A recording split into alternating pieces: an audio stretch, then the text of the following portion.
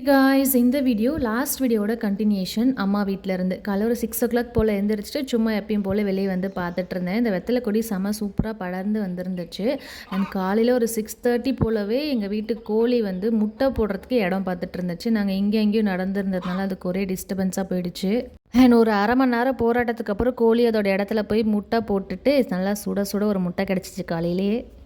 எப்படி இருக்கு பாரு, கலராக இருக்கு பாரு, சுட சுட இருக்கு ஜில்லு, சூடாக இருக்குல்ல.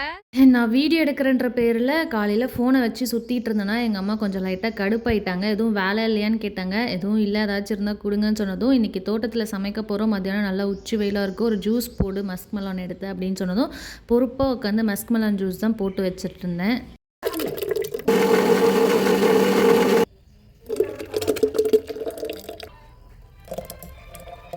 இதுக்கப்புறம் எல்லாருமே குளிச்சு ரெடி ஆகிட்டு எங்களோட தோட்டத்துக்கு கிளம்பிட்டோம். காலையில் பிரேக்ஃபாஸ்ட்டு வீட்டிலே சமைச்சு எடுத்துகிட்டு போயிட்டோம். தோட்டத்தில் வச்சு தான் சாப்பிட்டோம். செலியாவுக்கு இங்கே வந்ததும் ஒரே குஷி ஆகிடுச்சு. என்ன குஷின்னு தெரியல, மாங்காலாம் கை கிட்டுற அளவுக்கு இருந்துச்சு. எல்லாத்தையும் பிக்க பார்த்துட்டு இருந்தான்.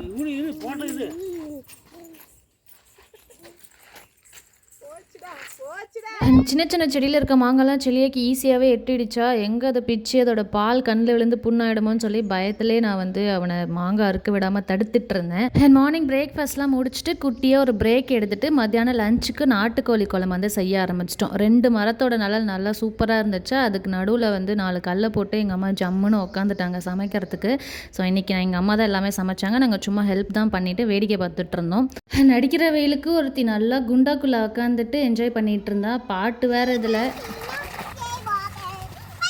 எப்படி இருக்கு ஜில்லு? நல்லா இருக்கா, ஜாலியாக இருக்கா உனக்கு?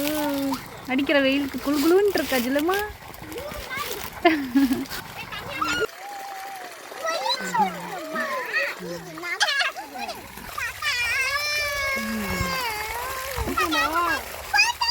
என் செலியை வீட்டில் இருக்கும் போதெல்லாம் பாத்ரூமில் இருக்க டப்லேயே அந்த ஆட்டம் போடுவான். ஏனோ தெரியல, அன்றைக்கி தோட்டத்தில் வந்து அந்த அளவுக்கு அவன் விளையாடவே இல்லை. ஒரு மாதிரி அழ ஆரம்பிச்சிட்டான், தூக்கத்தில் இருந்தான் போல் இருக்குது.